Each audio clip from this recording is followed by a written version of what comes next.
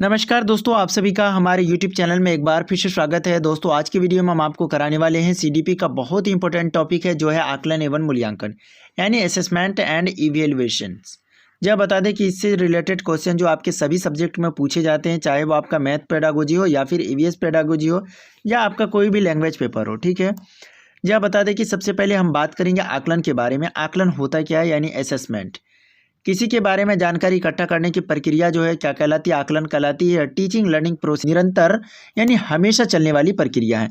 मतलब जो आपका टीचिंग होता है और लर्निंग प्रोसेस होता है उसमें ये हमेशा चलता रहता है, ठीक है।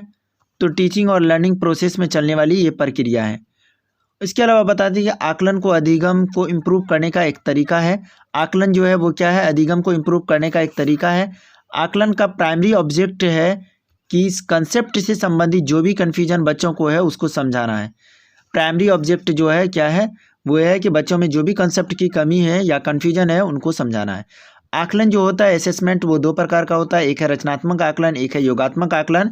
जो रचनात्मक आकलन है यानी फॉर्मेटिव असेसमेंट है, पढ़ने के दौरान किया गया आकलन ही रचनात्मक आकलन कहलाता है या बच्चों के बारे में जानने का बेस्ट आकलन का तरीका है, ठीक है। बता दें कि पढ़ने के दौरान ही हम बच्चे से सवाल जवाब कर रहे हैं या उनसे कुछ जो सीखा है उनके बारे में जानने की कोशिश कर रहे हैं, तो वही हमारा क्या कहलाता है?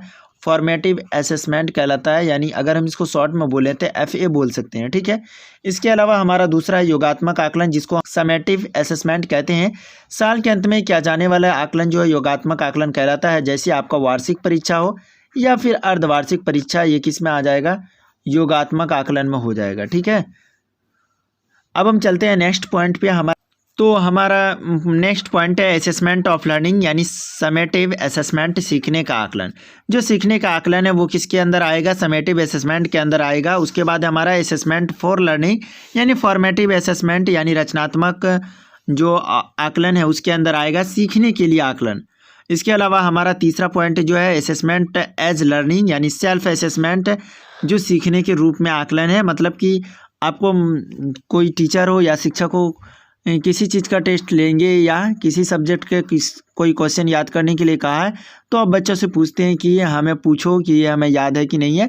तो आप अपने का खुद का सेल्फ जो है असेसमेंट कर रहे हैं, मतलब आप खुद पता लगाना चाहते हैं कि हमें ये पता है या नहीं है, ठीक है। इसके बाद हमारा जो पॉइंट है इम्पोर्टेंट पॉइंट वो है इवेल्युएशन यानी मूल्यांकन। किसी विषय वस्तु व्यक्ति आदि के गुण दोषों का विवेचन कर उनके संबंध में सही निर्णय करना मूल्यांकन कहलाता है। यह मात्रात्मक एवं गुणात्मक दोनों होता है। यानी ये क्या होता है? क्वालिटिव और क्वांटिटी दोनों होता है, ठीक है। किसी भी विषय में और व्यक्ति के गुण आदि दोषों का क्या करना है? विवेचन करना, ठीक है, और उसका सही मूल्यांकन करना। यही हमारा क्या कहलाता है? मूल्यांकन कहलाता है। उसके बाद है हमारा नेक्स्ट पॉइंट है CCE, जिसको हम कहते हैं कंटिन्यूअस कॉम्प्रिहेंसिव एवेल्युएशन यानी सतत और व्यापक मूल्यांकन, जिसको हम क्या कहते हैं? CCE कहते हैं।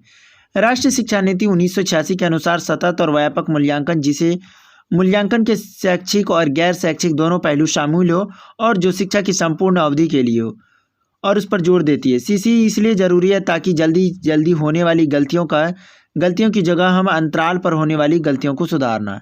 क्या है? CCE इसलिए भी ज़रूरी है कि ताकि जल्दी होने वाली गलतियों की जगह हम क्या करें? अंतराल में यानी लेस फ्रीक्वेंट में होने वाली गलतियां जो उसको सुधारा जा सके। हमारा नेक्स्ट पॉइंट है स्कूल बेस्ड असेसमेंट, जिसको हम शॉर्ट में बोलते हैं SBA। इसमें टीचर की बाहरी पेपरों की जगह खुद ही उनकी क्षमताओं का बेहतर बनाता है। क्या करता है? इसमें टीचर जो है बाहरी पेपर की जगह खुद ही उनकी क्षमताओं की यानी कैपेबिलिटीज़ को बेहतर बनाने का कार्य करता है, ठीक है।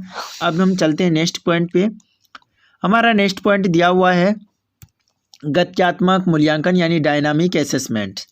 डायनामिक असेसमेंट होता है यह बच्चों की विशिष्ट अधिगम यानी आवश्यकताओं को समझने में हेल्प करता है। मतलब कि बच्चे मैथ्स में अच्छा कर रहे हैं या साइंस में उसकी ज़्यादा रुचि है या फिर अदर किसी सब्जेक्ट में उसकी रुचि है, तो उसका पता लगाने के लिए हम क्या करते हैं? गत्यात्मक मूल्यांकन करते हैं। इसके बाद हमारा नेक्स्ट पॉइंट है मूल्यांकन की विशेषता। मूल्यांकन की विशेषताएं क्या है? यानी कि जो हमारा असेसमेंट उनकी क्या क्या विशेषता है उनके बारे में। पहला है वैधता यानी जिसको हम वैलिडिटी बोलते हैं, वैध मूल्यांकन वह होता है जो वास्तव में उसी बात का परीक्षण करे जिसके बारे में वह जानना चाहता है। वैध मूल्यांकन वही होता है जिसके बारे में वो जानना चाहता है उसी का परीक्षण करता है और उसके बारे में जानना चाहता है। मतलब कि आप जिस चीज़ के बारे में या किसी चीज़ के बारे में जो भी पक्ष के बारे में जानना चाहते हैं तो उसी के बारे में आप मूल्यांकन करते हैं, ठीक है। तो यह हमारा क्या कहलाता, वैधता यानी वैलिडिटी कहलाता है।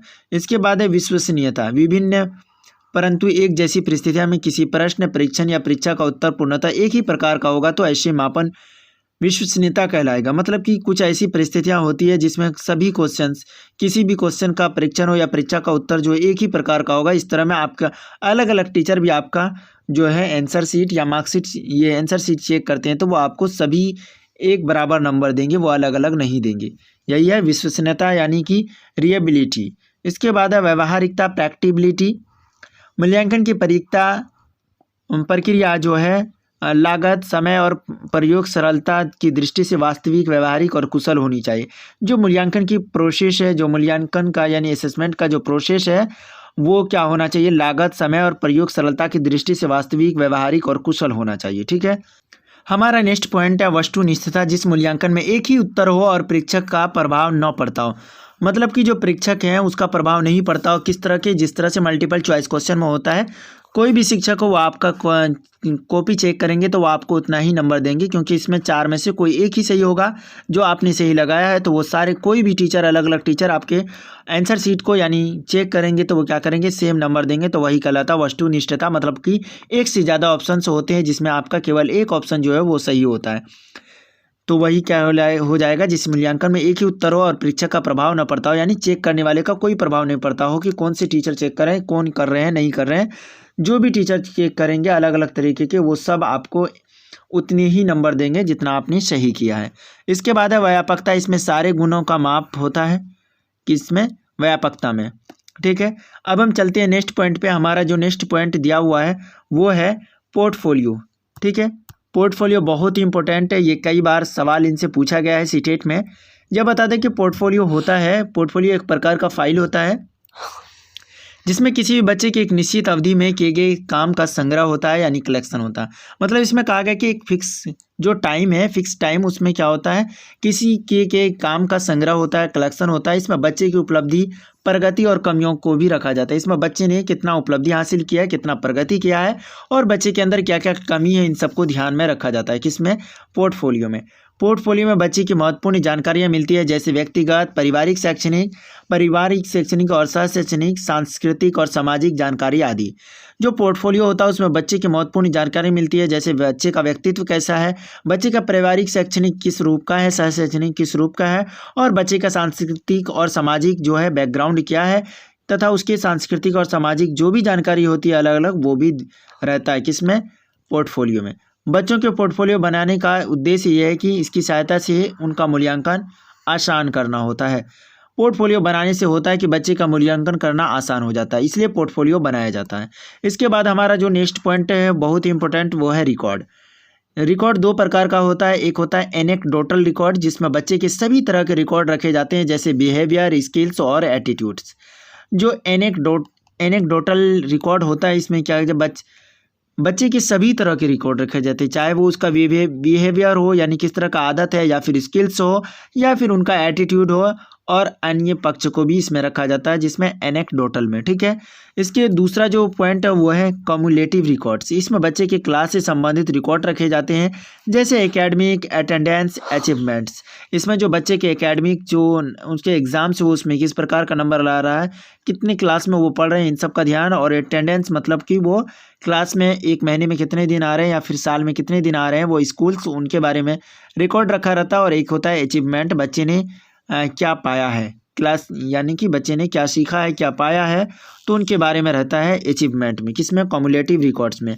तो सबसे पहले बताएं कि जो आकलन होता है वो क्या करते हैं, वो निरंतर चलने वाली प्रक्रिया है, वो बच्चे की कमियों के बारे में और उनकी उपलब्धियों के बारे में बताता है। जो असेसमेंट होता है वो क्या होता है, दो प्रकार का होता है। एक होता है फॉर्मेटिव असेसमेंट, एक होता है समेटिव असेसमेंट, ठीक है।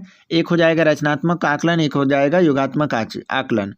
तो दोस्तों हमने आपको आकलन और मूल्यांकन के बारे में अच्छे तरीके से समझाने की कोशिश की है। अगर आपको इसमें किसी भी पॉइंट पे कोई भी डाउट है तो आप कमेंट बॉक्स में कमेंट करके पूछ सकते हैं। और हाँ, अभी तक आपने हमारे यूट्यूब चैनल को सब्सक्राइब नहीं किया तो सब्सक्राइब कर लें, क्योंकि हम सीटेट्स के और भी जो इंपॉर्टेंट टॉपिक है वो लेकर के आते रहेंगे। एक एक करके आपको सभी टॉपिक्स कराएंगे हम अपने चैनल पर। तो दोस्तों मिलते हैं अगले वीडियो में। Thank you, bye.